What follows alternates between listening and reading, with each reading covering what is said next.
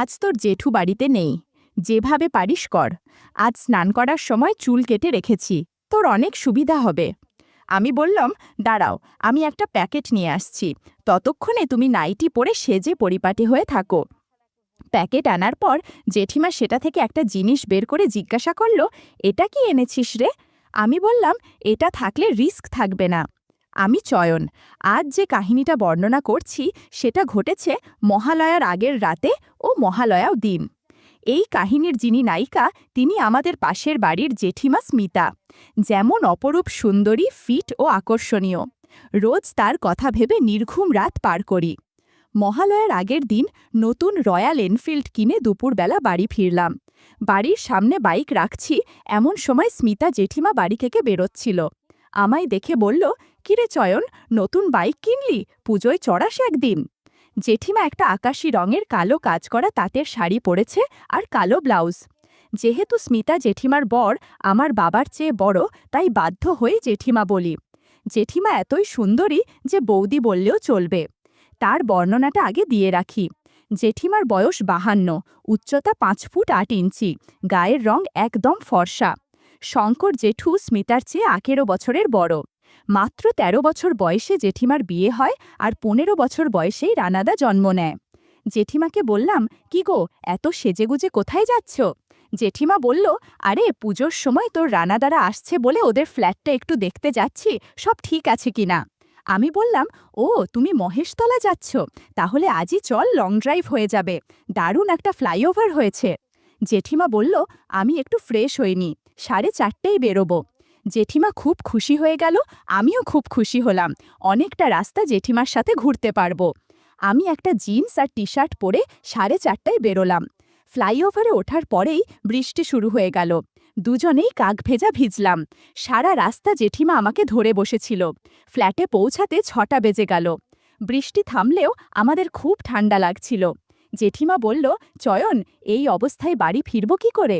আকাশ দেখে মনে হচ্ছে আরও বৃষ্টি হবে, আর দুজনেই ভিজে গেছি। এই অবস্থায় ফিরলে আরও ঠান্ডা লেগে যাবে। তার চেয়ে কাল যদি তোর ছুটি থাকে তাহলে এখানে আজ রাত্রিটা থেকে যাই। আমি তো মনে মনে হেব্বি খুশি হলাম। যদি এই সুযোগে কিছু করা যায়, ভালো হলে তো ভাগ্য খুলে যাবে। আমি বললাম, কাল আমার ছুটি, কিন্তু খাবে কি আর পরবে কি? জেঠিমা বলল, একটা তোয়ালে আছে, ওটা আমি পরে নেব, আর তুই একটা গামছা পরে নিস, আর রাত্রিরে কিছু খাবার অর্ডার দিয়ে দিস। আমি স্নান করে আসি, আমার হয়ে গেলে তুই স্নান করে নিস। এই বলে জেঠিমা বাথরুমে ঢুকে গেল। আমি বারান্দায় দাঁড়িয়ে সিগারেট খাচ্ছিলাম। দারুণ লাগছিল 13 তলার বারান্দায় দাঁড়িয়ে গঙ্গা দেখতে। তখনও জানতাম না যে এর চেয়েও অনেক সুন্দর রাত আমার জন্য অপেক্ষা করছে। ছিটকিনি খোলার আওয়াজে সাবধান হলাম, আর যা দেখলাম তাতে আমি মুগ্ধ হয়ে গেলাম। জেঠিমা বাথরুম থেকে বেরিয়েছে একটা বাসন্তী রঙের শাড়ি পরে। আমি অবাক হয়ে জেঠিমাকে দেখছি। কিছুক্ষণ পরে জেঠিমা বলল, চয়ন, সারা রাত তুই আমায় দেখতে পাবি। এখন স্নানটা করে আয়, আমি গিজার চালিয়ে এসেছি, আর জামা কাপড় আমায় দিয়ে যা, আমি রান্নাঘরের দড়িতে মেলে দিয়ে আসি, তাহলে কাল সকালের মধ্যে শুকিয়ে যাবে। এরপর আমি বাথরুমে ঢুকে গেলাম। স্নান শেষে দেখলাম স্মিতা এসি চালিয়ে বেডরুমে বিছানায় বসে আছে। আমিও ঘরে গিয়ে জেঠিমার পাশে বসলাম। জেঠিমা বলল, চয়ন, কিছু খাবার অর্ডার করে দে, না হলে বেশি রাত হয়ে গেলে কিছু পাবো না, সারা রাত উপোস করে কাটাতে হবে। আমি জেঠিমার কথা মতো খাবার অর্ডার করে বললাম, এখন তো সবে 7:30 বাজে, এখানে টিভিতে ডিশ লাইনের কানেকশনও নেই, এতক্ষণ সময় কি করে কাটাবে? জেঠিমা বলল, আয়, তোকে আমি আমার ছোটবেলার গল্প বলি। এই বলে জেঠিমা বলতে শুরু করল। আমাদের বাড়ি বর্ধমানের গুড়াপ গ্রামে। আমরা 6 বোন ও 2 ভাই, আমি হচ্ছি মেজ। অভাবের সংসার, তাই যখন তোর জেঠুর সাথে বিয়ের সম্বন্ধ এলো, বাবা ছেলে কলকাতায় থাকে বলে আর কোনো কিছু না দেখেই বিয়ে দিয়ে দিল। আমার তখন সবে 13 বছর বয়স, ক্লাস 7-এ পড়তাম। পরীক্ষা দেওয়ার আগেই বিয়ে দিয়ে এখানে পাঠিয়ে দিল। তোর জেঠু আমার চেয়ে 18 বছরের বড়। তখন আমাদের এত পয়সা ছিল না, সারা দিন বাড়িতে কাজের লোকের মতো কাজ করতাম। বিয়ের 2 বছর পর তোর রানাদা হলো, তাতে আমার শরীর আরও খারাপ হয়ে গেল। তারপর তোর রানাদা যখন স্কুলে ভর্তি হলো, তখন ওকে পড়াতে পড়াতে আমি আবার কিছুটা পড়াশোনা করি। তারপর তোর রানাদা যখন ভালো চাকরি পেল, আর তোর জেঠুরও বিয়ে কমিশন গঠনের পরে অনেক মাইনে বাড়ল, তখন আমাদের একটু পয়সা হলো। জেঠিমা বলছিল আর আমি দু চোখ দিয়ে মুগ্ধ হয়ে জেঠিমাকে দেখছিলাম। এবার জেঠিমা আমায় জিজ্ঞাসা করল, চয়ন তোর গার্লফ্রেন্ড মেই? আমি বললাম, না, এখন কার মেয়েদের অনেক ঝামেলা, আর মনের মতো কাউকে পাইনি, তাই নেই। জেঠিমা বলল, তা তোর মনের মতো মেয়ে কেমন হবে শুনি? আমি কোনো কিছু না ভেবে বললাম, তোমার মতো হবে, স্মার্ট সুন্দরী। কথা শেষ করতে না করতেই কলিং বেল বেজে উঠল। জেঠিমা বলল, মনে হয় খাবার এসেছে, আমি এই অবস্থায় বাইরে যাব না, তুই প্লিজ নিয়ে আয়, আর যাবার সময় আগে এই দরজাটা বন্ধ করে ওটা খুলবি। আমি কথা মতো কাজ করে জেঠিমাকে ডাইনিং টেবিলে খেতে ডাকলাম। খাওয়া শেষে জেঠিমা বলল, চল তাড়াতাড়ি শুয়ে পড়ি, কাল ভোরবেলা উঠে মহালয় শুনব। আমিও জেঠিমার কথা মতো পাশে শুলাম। বললাম, জেঠিমা পাশবালিশ নেই? পাশবালিশ ছাড়া আমার ঘুম আসে না, আর তাছাড়া এই 9:45টার সময় কোনো দিনও ঘুমায়নি, এখন ঘুম আসবেই না। জেঠিমা বলল, তাহলে একটা সিনেমা চালানা। বললাম, আমার মোবাইলে তোমাকে দেখানোর মতো সিনেমা নেই, অন্য রকমের সিনেমা আছে, যেটা দেখলে আর সারা রাত ঘুমোই আসবে না। তাছাড়া এত সুন্দর মহিলার সাথে সেই সিনেমা দেখলে একটু অস্বস্তি লাগতে পারে। জেঠিমা বলল, আমি বুঝতে পেরেছি কি সিনেমা আছে, কিন্তু আমি কোনো দিন এইসব সিনেমা দেখিনি, প্লিজ দেখা আমায়, প্লিজ। জেঠিমা বলাতে আমি একটা সিনেমা চালালাম। জেঠিমা পাশ ফিরে শুয়ে মোবাইল দেখতে লাগলো। সিনেমা দেখতে বললাম, জেঠিমা, আমি তোমায় খুব ভালোবাসি, আজ তোমার কাছে একটা জিনিস চাইবো, তুমি দেবে? জেঠিমা বলল, আজ আমি তোকে সব দেব, কিন্তু আমায় কথা দে, কোনো দিন কাউকে বলবি না। আজ প্রায় 30 বছর পর এরকম সিনেমা দেখে আমার মধ্যে অদ্ভুত অনুভূতি হচ্ছে। শেষবার তোর জেঠুর সাথে এরকম সিনেমা দেখেছিলাম, আজ তুই আমাকে আবারও সেরকম সিনেমা দেখালি, তুই যেমনভাবে বলবি আমি সেরমভাবেই করব। আমি বললাম, কথা দিলাম, আজকের ঘটনার কথা কাউকে বলবো না। তোমার নিয়ে আমি যে স্বপ্নগুলো দেখতাম, আজ সেগুলো সত্যি করো। বন্ধুরা, ইউটিউবের কড়া নিয়মের কারণে এসব ঘটনা সরাসরি বলা যাচ্ছে না।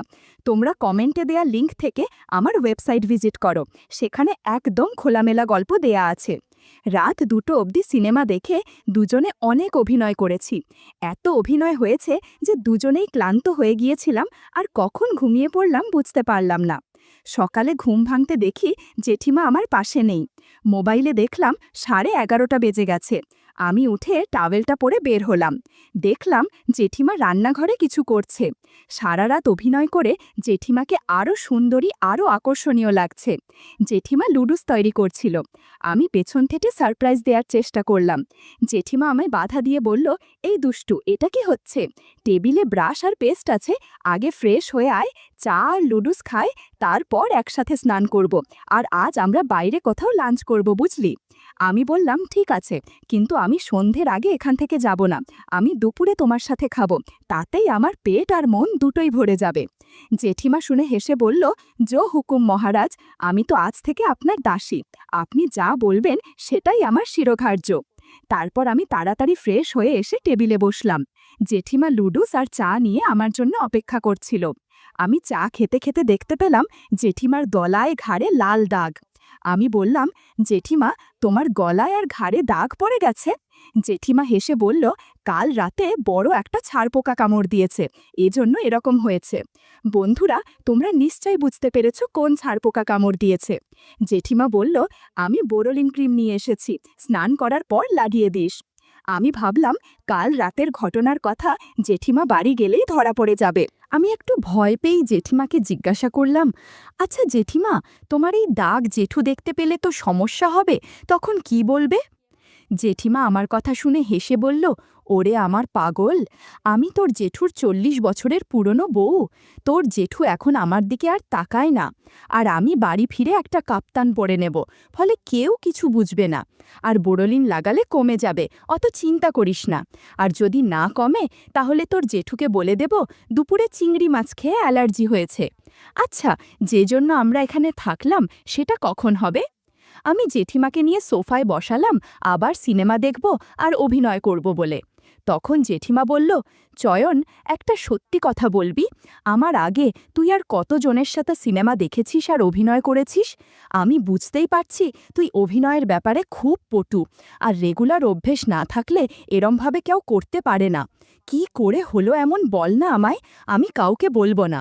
আমি বললাম, বলতে পারি, আমি তোমায় মিথ্যে কথা কিন্তু বলবো না, তবে তোমায় কথা দিতে হবে যে আমার অতীতের কথা শোনার পরও তুমি আবারও আমার সাথে অভিনয় করবে আর সিনেমা দেখবে। জেঠিমা বলল, আমি পাগল নাকি যে আনন্দ আমি পাচ্ছি তা থেকে আমি তোকে আর নিজেকে বঞ্চিত করব না?